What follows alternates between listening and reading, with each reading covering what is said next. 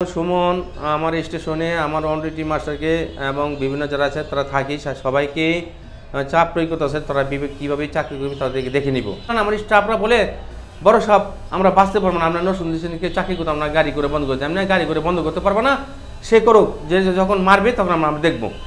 এইভাবে চলতে আছে। সুতরাং আমি যখন প্রশাসকের যে বরাবর চিঠি দিই তার কোনো বিচার পাইতেছি না, সেই দিয়ে আবার একটা করলো মসজিদ নিয়ে একটা মিথ্যা কথা, আরেকটা কথা আছে আরেকটা করলো যে স্টেশনের এই একটা পোস্টার নিয়ে আমি বঙ্গবন্ধুর ছবির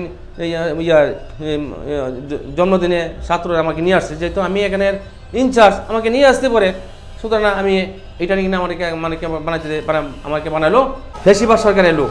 কিন্তু আমি সরকারি চাকরি যেই সরকারি আসে আমি সেই সরকারের বিধান অনুযায়ী নিয়ম অনুযায়ী আমাকে চলতে হবে, এটা আমি কেন যে কোনো প্রশাসনকে চলতে হবে।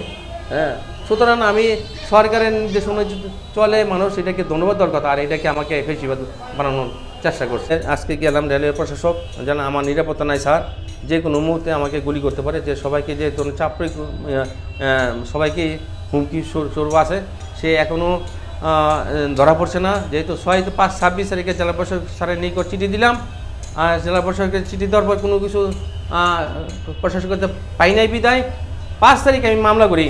মামলা নেওয়ার পরও পুলিশ সামনে দিয়ে তার সামনে ঘুরতেছে, কিন্তু তাকে অ্যারেস্ট করছে না। সুতরাং আমি এখন ভীতু অবস্থায় আছি, এখন আমার জানে নিরাপত্তা নাই। এই কারণে আমার স্টেশনে যেতে ভয় হয়, যে কোনো মুহূর্তে আমাকে সে গুলি করতে পারে, এরকম হুমকি দেওয়া আছে। আমি প্রশাসকের কাছে আমার নিরাপত্তা চাই এবং আমার স্টেশনের সকলের নিরাপত্তা চাই। আমি সরকারের কাছে এটা বিচারের দাবি করছি এবং সর্বোচ্চ বিচার যেন এটা আমরা পাই। আমি যখন মডেল থানায় যাই, মডেল থানা থেকে আসার পথে রাঙ্গামাটির মোড়ে যখন আসি, তখনও তার উপর 5-7 জন ছেলে নিয়ে আটক করে। তখন বললাম এর এত বড় একটা ঘটনা ঘটছে, আপনি জানেন, জেনেও আমাদের কাছে আসলেন না। হ্যাঁ, আমি এখানে আমার কি করার আছে? এখন যেহেতু প্রশাসক জেনে গেছে, আমার এটা একা দ্বারা সম্ভব না। এটা সমস্ত এইভাবেই ওই যে ভিআইপি রুম, তার 5ই আগস্টের পর ভিআইপি রুমটা তার বাড়ির আস্তানা, একটা বাংলা ঘর, মানে মদের আস্তানা, জুয়ার আস্তানা এরকম হয়ে গেছে। এখন সে বাঁচার জন্য আমার নামে দেখা যাচ্ছে বিভিন্ন ধরনের পোস্টার ছাপিয়ে আমাকে ফেসিবাদ বানানোর চেষ্টা করছে। আমার অনডিউটি মাস্টার শিখা আক্তার, সে রুম থেকে তার বলে যায় মশার পালা শেষ, এখন এই মদের বোতল নিয়ে আসবো, তোকে নিয়ে নাচবো খেলবো, এটা তরপালা। সে এই কথা শুনে অনর্গলে কাঁদতে থাকে এবং নরসিংদী জিআরপি এসআই এবং জিআরপি ওসি সাহেবকে জানানো হয়। আমি 5 দিন ওয়েট করছি, শুধু স্থানীয়ভাবে মীমাংসা করা যায় না। সে যে বর্বরতা ঘটনা করেছে এটা আমি সবার কাছে বিচার চাই, কিন্তু কারো কাছে বিচার পাই না। তারা বলে মাস্টার সাহেব আপনার সাথে যেই বর্বরতা কাজ করছে আপনার কাজ আপনি করেন, আমাদের কাজ আমরা দেখবো। আমার মতন লক্ষ লক্ষ সৈনিক আছে, জিয়ার সৈনিক, দুর্নীতি জানা, চাঁদাবাজি জানা, দখল জানা এগুলি জানা। কিন্তু সুমন হচ্ছে অনেক চাঁদাবাজ, দখলবাজ, এগুলি অনেক সাক্ষী আছে, বলে সাক্ষী নাই। হ্যাঁ, 5ই আগস্ট জুমার নামাজের যদি শুক্রবার হলো, নামাজ পড়ে খোকন ভাই ভাবির নামে সুন্দর সুন্দর কথা বলে, হ্যাঁ, মসজিদে কথা বলছে, অথবা নামাজ শেষ করে এসেই স্টেশনে একটা লাইসেন্স করা দোকান আছে, বিল্ডিং, তার দোকানে লাইট উঠাইয়া কীভাবে দোকানে নিবে, এটা একটা মেসের দিকে ভারিয়ে এরকম একটা সৃষ্টি করছে। আমি সুমনকে বললাম, সুমন তুমি যে এই কাজটা করতেছো, খোকন ভাই জানি তোমার শেষ করে দিব। না, খোকন ভাই অর্ডার আছে। আমি কিন্তু না, খোকন ভাই এই ধরনের কাজ হলে তোমাকে এরকম দিবেন, এটা সাক্ষী আছে, প্রমাণ আছে, এরকম দেখতে পারেন। এরকম নাম্বার আসছে, আপনারা কথা বলতে পারেন। শেষ পর্যন্ত 20,000 টাকা আমার হাতে না দিয়া আমার কাছ থেকে সে 10,000 নিয়ে যায় এর মাধ্যমে। এটা আমি নিজে সাক্ষী আছে। এই ধরনের হাজার হাজার প্রমাণ আছে। এখন তার ভয়ে স্টেশনে কেউ কত কথা বলেন তার বিরুদ্ধে। রেলওয়ে মসজিদ বাংলাদেশে একটা না, এরকম 300-র উপরে মসজিদ আছে। রেলওয়ে মসজিদ রেলওয়ের কর্মচারীরা পরিচালনা করে থাকে। এটা সভাপতি, সেক্রেটারি, স্যার, কোষাধ্যক্ষ যিনি কেশিয়ার, 3 জনে বাইরে থেকে সদস্য।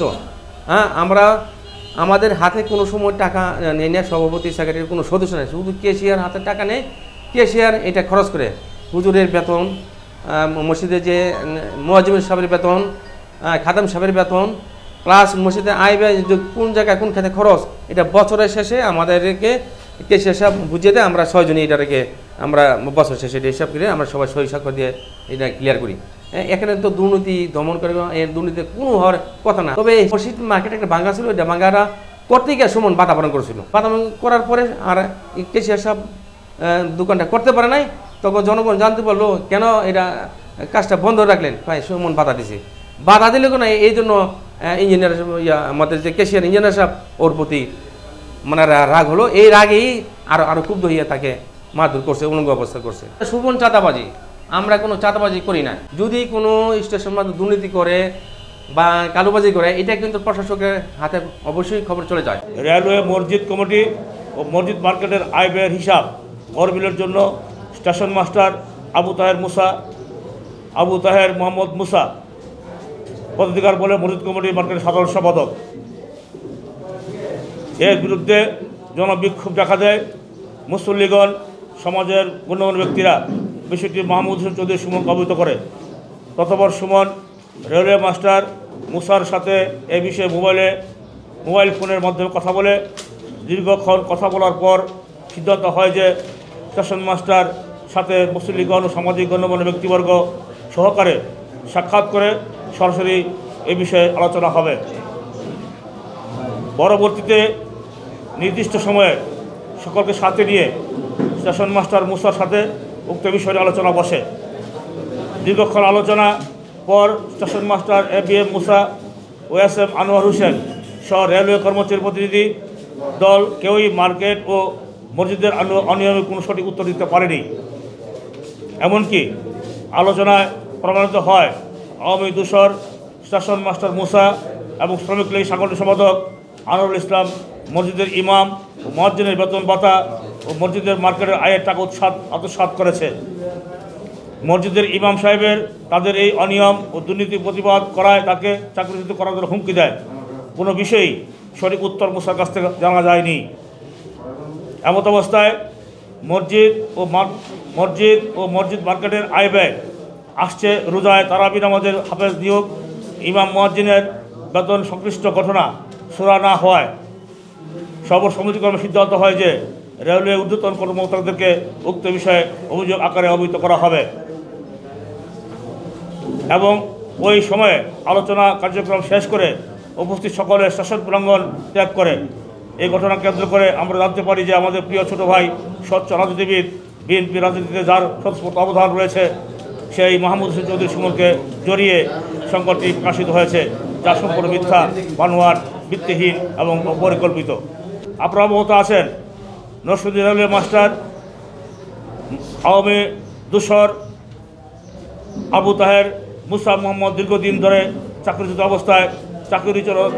অবস্থায় থেকে ফ্যাসিস্ট হাসিনার সরকারের সাবেক MP ভাতিজাদের সাথে আঘাত করে নরসিংদী রেলওয়ে স্টেশনে অপরাধ জগৎ তৈরি করেছেন। তার নেতৃত্বে টিকিট কালোবাজারি একটি বিশেষ চক্র রয়েছে। স্থানীয় কিছু অপরাধ চক্রের মাধ্যমে রেলওয়ে স্টেশন মাস্টার রক্ষিত সরকারি মালামাল অবৈধভাবে আত্মসাৎ সহ প্রতিনিয়ত যাত্রীদের টাকা ছিনতাই, মোবাইল ছিনতাই, মাদকের আখড়া, জুয়ার আসর, রেলওয়ে জায়গা অবৈধভাবে দখল, মার্কেট নির্মাণ সহ অধীনস্থ কর্মচারীদের লাঞ্ছিত করার ঘটনা সংঘটিত হয়েছে। এমনকি ছাত্র হত্যাকারী, ভোট ডাকাত, চোর MP হিরোর বাতিজা যুবলীগ নেতা শিহাব এবং ছাত্রলীগ নেতা আলিফ গঙ্গের উপস্থিতিতে শেখ মুজিবের 103তম জন্মবার্ষিকী এই মুসারিতে স্টেশন মাস্টারে পালিত হয়। বিগত 15 বছর ধরে ছাত্র হত্যাকারী, ভোটচোর MPর আস্থাভাজন হিসাবে হাজারো অপকর্মের পরও নরসিংদী রেলওয়ে স্টেশনে বহাল তৈরিতে দায়িত্ব পালন করে আসছে ABM মুসা।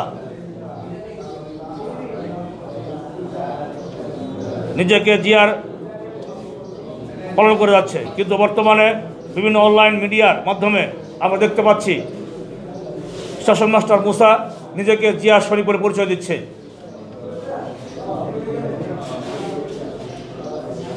যা অত্যন্ত লজ্জাজনক ও বিএনপির ভাবমূর্তির জন্য চরম হুমকি। সরকারি চাকরিতে থাকা অবস্থায় আওয়ামী লীগের দূষর দলীয় কর্মকাণ্ড উপস্থিতি বিভিন্ন অভিযোগ জেলা বিএনপির কাছে উপস্থাপন করা হয়েছে। ইতিমধ্যেই নরসিংদী জেলা বিএনপির বিষয়টিকে গুরুত্বের সাথে বিবেচনা করছে আওয়ামী দূষর আবু তাহের মুসা ও রেলওয়ে শ্রমিক লীগের সাংগঠনিক সম্পাদক আনোয়ার ইসলামের বিরুদ্ধে মাহমুদ হোসেন চৌধুরী সুমন ন্যায় সংগতভাবে প্রতিবাদ করায় ষড়যন্ত্র মিথ্যা অভিযোগ দায়ের করে রাজনৈতিকভাবে হেয় করার উদ্দেশ্যে পরিকল্পিত সংবাদ প্রচার করেছে। সকল অপকর্মের হুতা আওয়ামী দূষর ভোটচোর হিরুর আস্তাবদর Narsingdi railway station master Musa এবং আনোয়ারকে অনতিবিলম্বে চাকরিচ্যুত করা সহ আইনের আওতায় এনে দৃষ্টান্তমূলক শাস্তি জোর দাবি জানাচ্ছি। অন্যথায় সাধারণ জনগণকে সাথে নিয়ে কঠোর কর্মসূচি ঘোষণা করা হবে। এই মাহমুদ হোসেন চৌধুরী সুমনের বিরুদ্ধে যে ষড়যন্ত্র চক্রান্ত করে তাকে ফাঁসিয়ে দেওয়া হয়েছে এবং তার বিরুদ্ধে যে সাংগঠনিক ব্যবস্থা গ্রহণ করা হয়েছে এই মুসার এই লিখিত জবাবের বিরুদ্ধে আমরা তাকে বলতে চাই, মুসা তুমি কিন্তু অনেক বাড়াবাড়ি করেছ, অনেক বাড়িয়েছ। তোমাকে আমরা অনেক সাবধান করেছিলাম, বলেছিলাম আসো আমরা ঘটনাটা কী হয়েছে আমরা দেখি, কিন্তু তুমি আমাদের কথাটা না শুনে তুমি তার বিরুদ্ধে আইনগত ব্যবস্থা নিয়েছ, তার বিরুদ্ধে বহিষ্কার ব্যবস্থা গ্রহণ করাছ।